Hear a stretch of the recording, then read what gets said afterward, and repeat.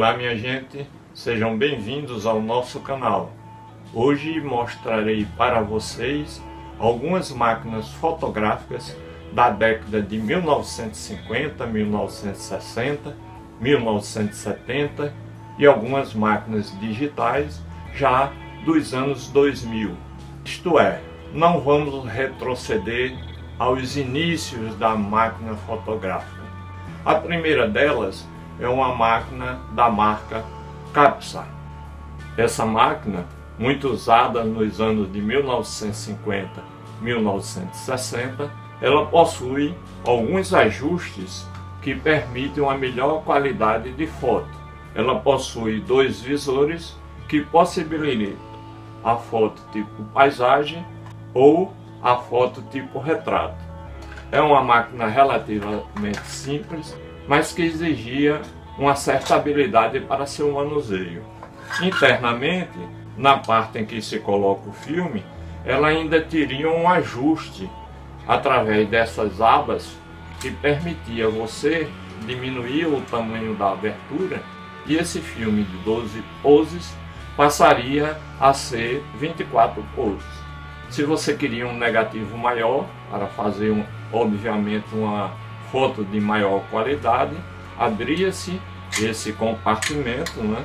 E aí o filme de 12 se fazia 12 fotos, mas com a resolução certamente bem melhor.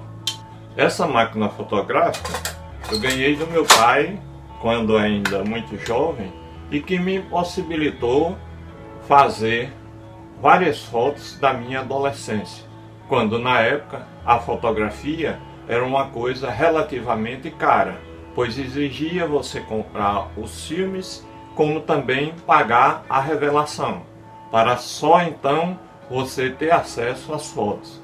E aí vinha muitas vezes aqueles dissabores e aquelas alegrias. Dissabores quando as fotos saíam tremidas, que muitas vezes os laboratórios nem faziam a revelação. E a satisfação quando as fotos saíam bem legais e se tornavam uma fotografia para a posteridade. Era assim que se dizia. Nessa nossa apresentação, o segundo item trata-se de uma máquina assim bem mais simples, uma máquina mais popular, lançada pela Kodak, chamada de máquina xereta. Ela não possuía assim ajustes, era só você colocar o filme e sair clicando por aí. Ela traz uma conexão onde você poderia colocar flash, não flash profissional. Eram uns cubinhos que eram vendidos e normalmente ele tinha 4 lâmpadazinhas. Você introduzia o cubinho para fotos à noite ou de pouca luz, batia a foto e aí a cada foto uma luzinha dessa queimava-se. Queimou-se as 4, jogava-se o cubinho fora e se comprava outro. Embora tendo-se um custo maior com a aquisição desse acessório, mas se permitia você tirar uma foto à noite, por exemplo, ou dentro de casa num aniversário. Depois começou a surgir algumas máquinas mais modernas, mais automatizadas, mas aí ainda não eram as máquinas digitais de hoje. As nossas conhecidas máquinas digitais foi uma verdadeira revolução. Tenho aqui um exemplar de uma máquina digital antiga, por sinal a primeira que adquiri, e essas máquinas nos facilitavam bastante. Primeiro, não precisava de filme. Segundo, para você ver a imagem, não era necessário revelar. Através do seu visor, você já via a foto e assim foram surgindo outras e outras e outras, e depois começaram a surgir os celulares equipados com câmeras, né? Hoje já bem mais moderno, né? Trazem resoluções excelentes que dá para você revelar, dá para você postar em seu computador e etc. E assim ficamos por aqui com mais uma edição de Coisas do Passado.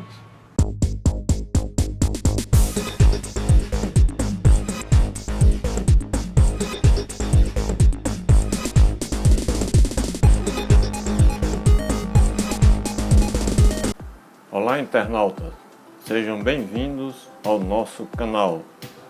Sou Marcos Vasconcelos e neste vídeo de hoje estarei apresentando para vocês um pouco do TK2000.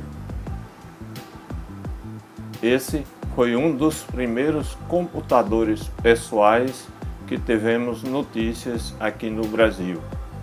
O TK2000 foi produzido pela Microdigital Eletrônica Limitada, empresa brasileira que chegou a ter 3 plantas industriais aqui no Brasil, 2 delas em São Paulo e uma na Zona Franca de Manaus. A Microdigital também foi responsável pela criação dos computadores TK80, 90, 93 e 95. O TK2000 tinha certa compatibilidade com o Apple II, computador pessoal usado naquela época. Na década de 80, tivemos igualmente os computadores domésticos Sinclair e MSX, além de outros que foram surgindo com o passar dos tempos. O TK2000 foi lançado numa feira de informática em 1983 e, em 1984, chegou finalmente ao mercado. Os computadores pessoais daquela época tinham uma vertente voltada para a execução de jogos para computadores, joguinhos, games e também pequenos bancos de dados, como cadastramento de clientes e controles de estoque. Nessa década, houve uma verdadeira correria para cursos de rápida duração voltados para a informática. Se dizia então que quem não acompanhasse a era da tecnologia da informática estaria totalmente fora do mercado em pouco tempo. Meu filho, com apenas 6 anos de idade, fez o seu primeiro curso de informática.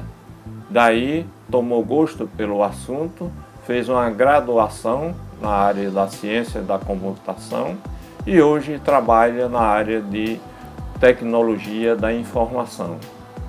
Eu também tive os meus primeiros contatos com a informática através do TK2000. Nele, aprendi a fazer legendas para os vídeos que fazia amadoristicamente. Voltando à nossa história do TK2000, naquela época, até os grandes magazines tinham dificuldades em colocar vendedores capacitados a orientar os seus clientes quanto ao manuseio desses equipamentos.